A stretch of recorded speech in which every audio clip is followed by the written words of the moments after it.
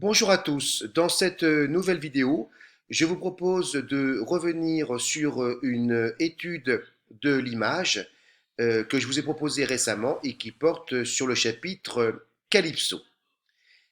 Vous aviez à choisir entre deux images, une image en couleur et un dessin que j'ai trouvé sur Internet en tapant sur Google Images Ulysse et Calypso. Et je vous propose aussi de revenir sur votre édition de l'abrégé, de l'Odyssée abrégée, pardon. Vous prenez votre livre, page 19, tout en bas de la page, dans le chapitre Calypso, je vous lis. Ayant ainsi parlé, le dieu rapide et clair, vous avez reconnu Hermès, s'envola. La vénérable nymphe, et là vous aurez reconnu Calypso, obéissant à Zeus, alla vers Ulysse le généreux.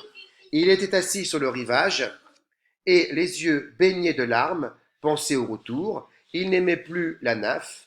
La nuit, il dormait dans la grotte creuse, mais c'était de force et sans désir. Le jour, assis sur les rochers, il regardait la mer stérile et pleurait. Alors, il faut s'appuyer sur l'une des deux images.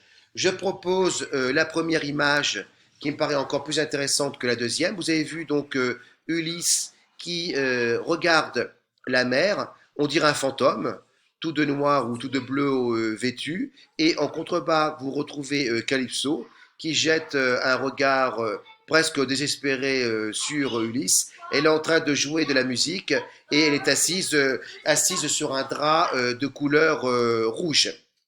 Elle a promis à Ulysse l'immortalité, mais elle se doute qu'Ulysse va partir et derrière elle, on retrouve sa grotte.